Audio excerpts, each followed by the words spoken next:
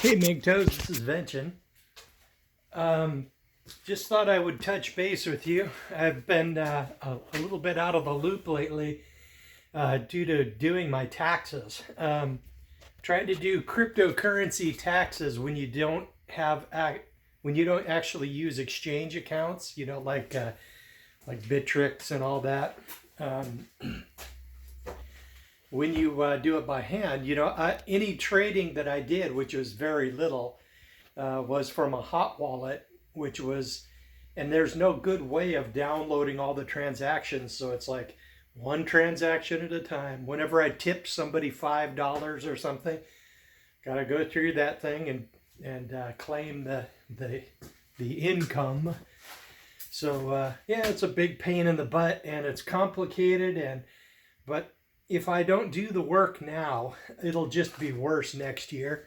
And eventually, the feds are just going to start cracking down on crypto people and basically going after us, for hot wallet expenses. So if I do the math now, and it's such a pain in the butt, and I don't really even care about the money as far as like paying taxes on the income, but the burden of figuring the shit out is just extremely heavy for a regular guy, somebody, and I'm not even that regular. I'm unusual in a lot of ways. And for a normie to try to do something like this, it's complicated and it is not easy. So I'll just bite the bullet and do the work. Pulled my Trezor out of the safe deposit box, and I'll be moving a little bit more money from my checking account into the Trezor. I think I might actually store some of it in the form of stable coins, but the majority, of course, will be in Bitcoin. And the reason why I'm doing this is because this whole coronavirus thing, and since I never monetized my channel, I don't really care about monetization, so I can say it. The worst thing that can happen is that the video will be deleted off of YouTube and it'll just be on BitChute. So anyway, the reason I'm doing this is pretty much the coronavirus. We don't know really how bad it's going to be, although we have some ideas. And even at the fairly low infection rate that we have, it's really looking like the hospitals are just going to be jammed full within like a month or so.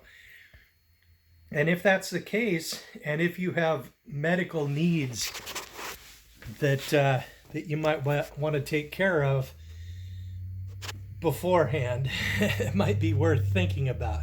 And I was kind of thinking the same thing. I was thinking maybe I should go get that PET scan now, but I am not convinced that.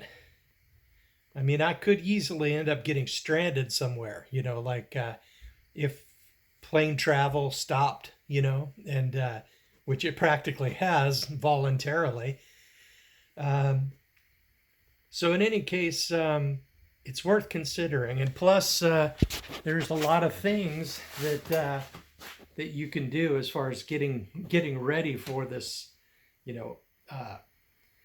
disasters like this. There's a website, or there's multiple articles online where it says the 100 things that disappear first in an emergency, like plastic bags and duct tape and guns and ammo and big dogs and food, plenty of dog food to feed the dogs, and antibiotics. You can like go on Amazon and buy fish antibiotics, and the dosages are the same. You just make sure that you don't overdose for a person, because I'm sure a whole fish tank takes a significant amount of antibiotic, whereas you taking it would probably, I don't know, take less. I don't know. You just want to make sure you don't OD on that stuff. So basically, food and water. If you have like water filtration available, if you have, if worse comes to real worse, and we have a serious problem that actually stops the water from going, uh, a container of Clorox bleach could save your life. People would, in when water stops, people start dying all over the place from drinking contaminated water, and and then half the time they have, like in their laundry room, 10 feet away, they have a bottle of Clorox bleach that could have purified that water. So if I were you, I would look at getting some Clorox bleach and start printing out information as far as like how to purify the water with the bleach. How many drops you put in, that sort of thing. I've got a binder around here somewhere with my survival binder. And I'm pretty well prepped as far as like food and water goes. Most of my preps are fairly old, like this cheese and canned butter, more cheese, plenty of cutlery, an old stove from the Korean War vintage. You can set that up in a fireplace and heat your house with it. More grains, strawberries, hard red wheat. I can make a lot of pancakes with that. And then of course you got tomato powder, egg powder, onions, apples, chicken, and then all of that. Then the whole shed is got a whole shed full of preps over here. I was about ready to throw all this stuff away, and I'm gonna have to when I move into the camper. But anyway, all of this stuff is preps. See all those big, that's a water filter right there. Got a tent in there.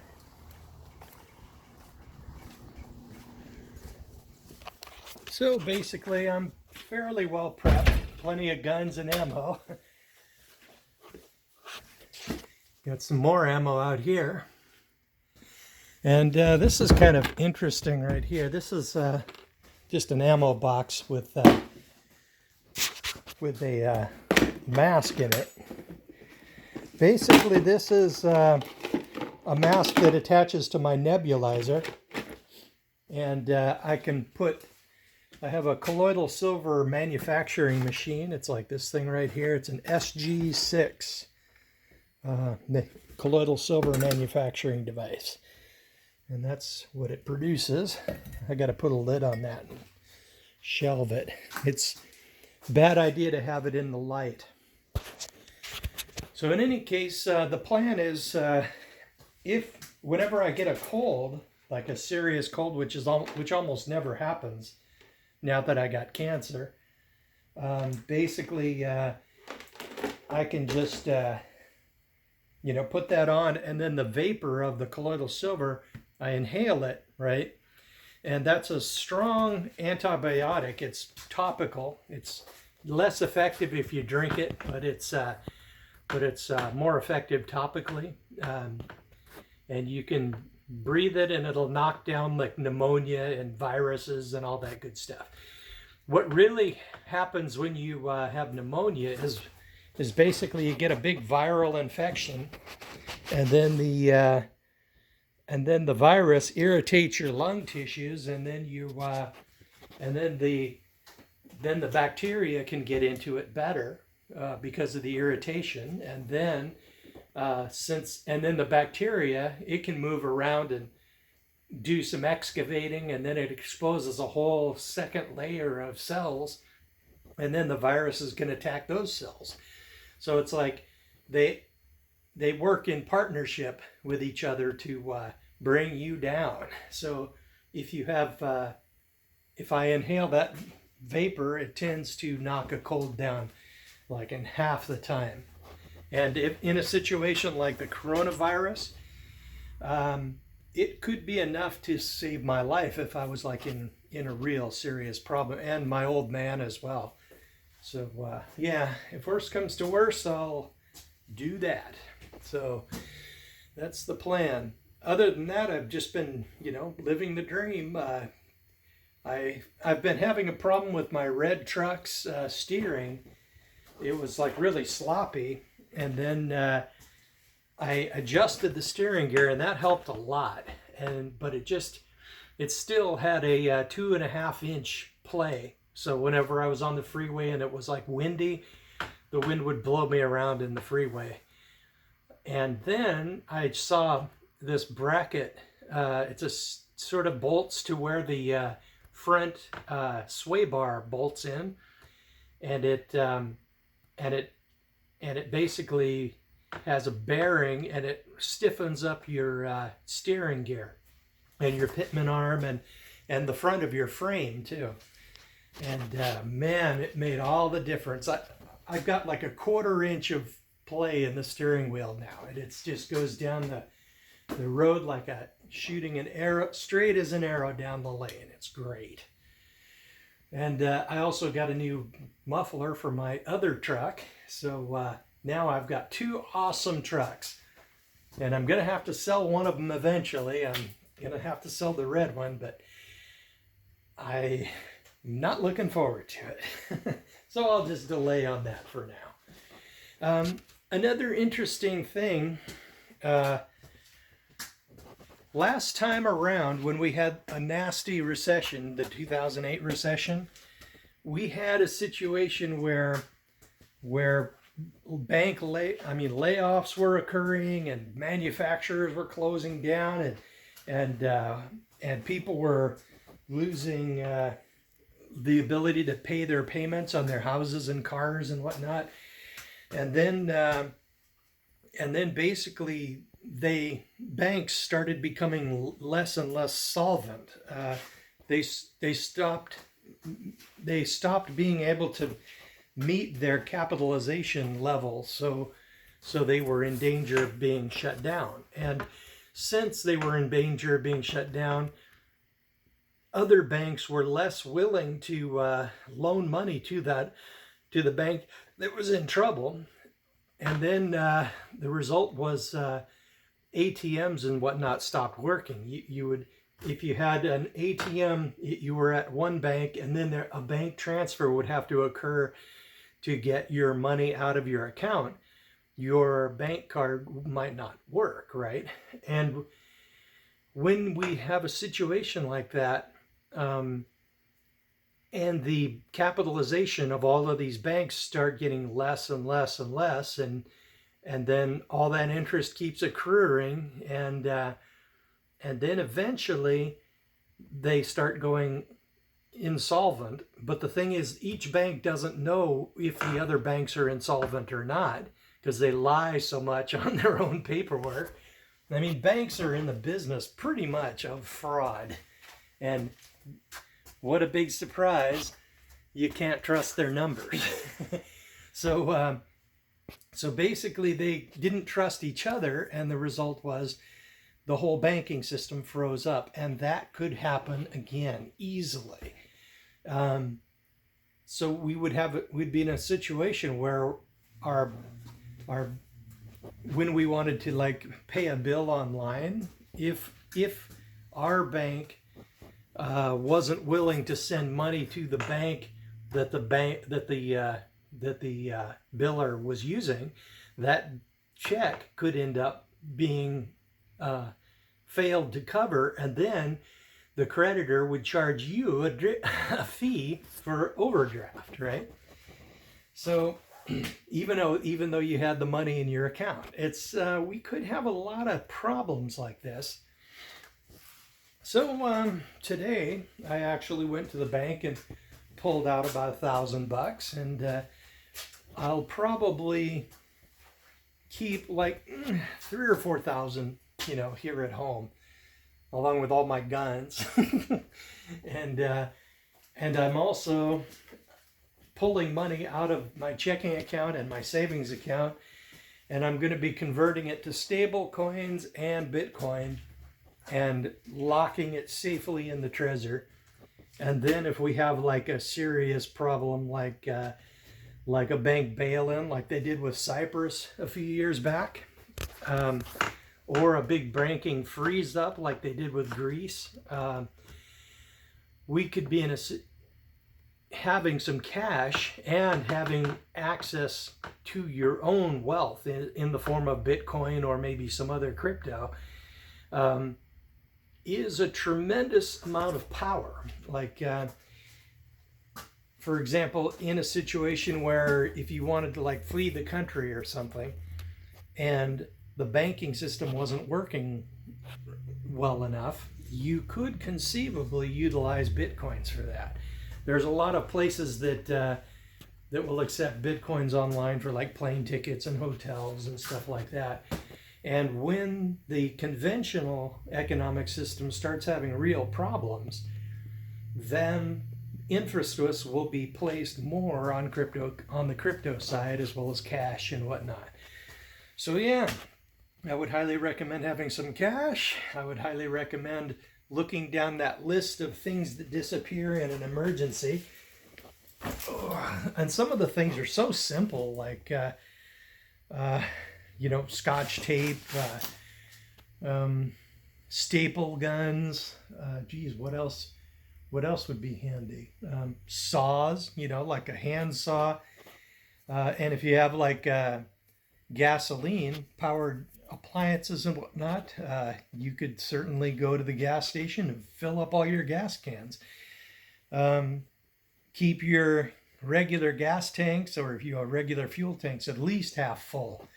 And when you reach mid-range, consider that empty and get it filled up. So people have died because they haven't been able to travel because the they didn't have fuel. And people have also if the power goes out, they can't pump diesel or gas. So a gas station could have a full tank of diesel and gas, and everybody's stuck because there's no power to pump the gas.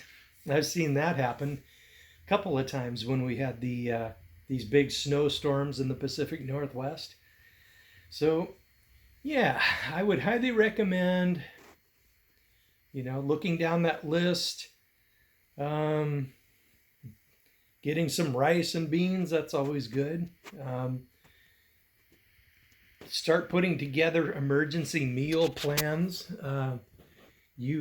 And then of course have an emergency binder with all the information you need, like your bank account numbers. If you're going to do bank account numbers, I would do like one-off encryption, like add one to every digit, or throw your social security into it. Like if it started with like a 3, right? You could and your bank account like started with a 1, you could call that a 4. Right, and then if it was like 8, and the next one was like a 9, you would that would be 18, and you would just call that an 8, right? And that way you could have like an encryption that you could figure out, but somebody who found the binder wouldn't be able to use it. Also, get all open up your cell phone and get all of your phone numbers for people that you know that you might need to contact, and get those down on hard copy.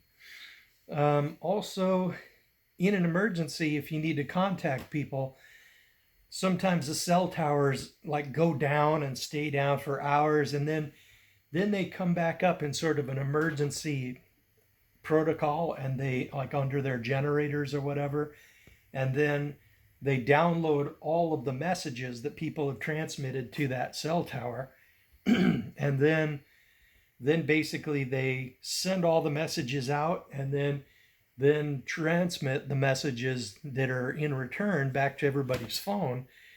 And then you could be sitting there with no cell access, right, and a couple of messages waiting to go, and then the cell, without your knowing, you get a text message from somebody that you know, and it's because the cell tower came back on somewhere along the line and restarted the system temporarily. So yeah, don't count on the banking system to fly through this without any problems. Don't expect the infrastructure that we are accustomed to be available 100% of the time, all the time, over the next couple of months. Things like groceries, specialty groceries, a lot of the fresh items, things from China are going to start running into short supply. Things that we get from like Korea or Malaysia might be okay, but China and a lot of the other places, we're gonna start having problems. Also, don't expect a lot of the infrastructure as far as medical to be available, because people reach a point, right? They're already pushing the medical industry as hard as they can to maximize the profits from them. And everybody's like stressed out and practically at the end of their rope. And but the problem is, in a pandemic situation, it would get enormously worse, right? And there is a point that people reach where they throw their hands up and they say, I can't do any good here. The only thing I can do is save myself. The police in Hurricane Katrina back in Louisiana, you can recall, where a lot of the police were reported as dereliction of duty. They walked off the job because they had a job that couldn't be done, and they were just they decided to save themselves rather than throw their life away trying to save the community. So don't expect all of the doctors and medical people to show up when things get bad. You probably do not want to go to the hospital, and you're probably not going to get any help there at all. About the only thing you're likely to get is something even worse, like maybe an additional strep throat infection or additional other infections from, like, maybe that horrendous fungus infection that was in the news a few months ago. All the diseases are just going to be all over the hospitals, and the workers are going to be like overstressed, and they are not going to be very much help. And if you can do anything at all to help yourself and not have to rely on the medical infrastructure, I would do so. And it could also be a situation where the police officers will start not going to work because they want to stay home and protect their own instead of going out and working for the central banks and the big governments. So what I would do, if you have a means of self-defense, definitely be familiar with it. I've got mine. I'm wearing mine right now. Standard procedure for me is to pretty much always be armed. Other than that, what else could there be? Backup power for your phone, like a car charger for your cell phone. Enough gas. Be sure to fill your fuel tanks.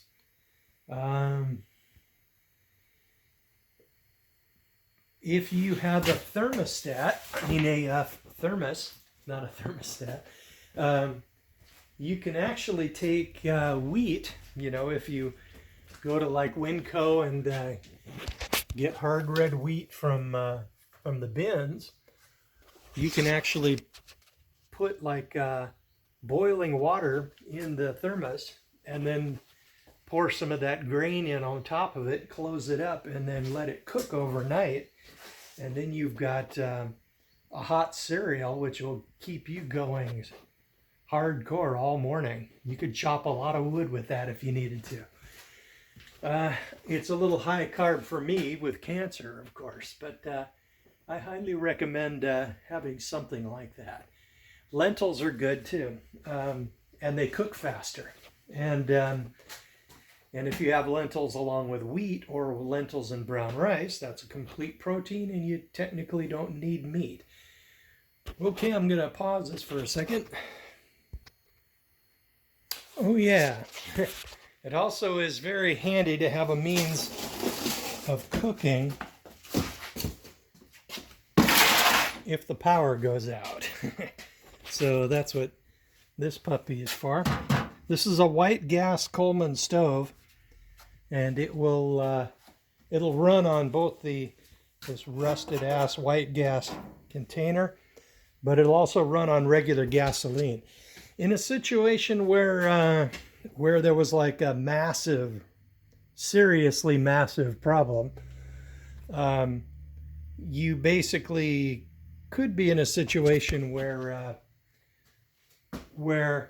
there's like abandoned cars around, right, with like pretty much empty tanks, and you could go and pop the hood, and if it's an old-fashioned one, and get the fuel filter and drain that, or you could punch a hole in the bottom of the fuel tank and get a little bit of fuel out, and you could conceivably drop the tank and pull the fuel pump out if it's a fuel pump that is in the tank. And just a little bit of fuel like that would be enough to cook a lot of meals. So yeah, it would definitely be a handy thing to have. So white gas stove, any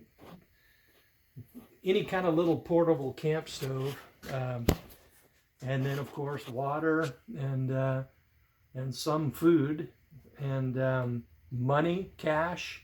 And if you can protect if you have a lot of money in the checking account or the savings account, as I do from selling the house, you might want to consider what might happen in a bank bail-in situation. And it is legal now for them to take your money, so you might want to consider planning on it just in case it happens. So other than that, that's about all I got for you. I don't think it's going to be like a real serious, horrendous, like end of the world situation, but it could cause such economic disruption that it could cause some bank failures, bank bail-ins, financial institutions to collapse, and we're in a situation where the only thing that's supporting Wall Street, the stock market, is printed money that the feds are printing out and using it to shore up and buy stocks. It's ridiculous that they can just print money and buy whatever they want with it. It's a criminal organization. But you might want to plan on what's going to happen as far as that goes. If they continue to shore up the stock market, the only thing they're going to do is destroy the currency, because printing that much money and spewing it into the economy, and then the only thing that's going to do is cause money to be worth much, much, much less, and people won't want to accept it as much, and then the stock market will collapse anyway. So you got like they can't save it forever. they can print money, and they can print for a long time, and they can print long enough that it seems to normal people with our normal lifespans like they can do it forever, but they can't. So the only thing that could happen there is we could just, we could be in a situation where the currency is like the prices for everything practically double. And they're going to come in and attempt to do, depending on how serious the government is in preventing people from price gouging, or companies from price gouging.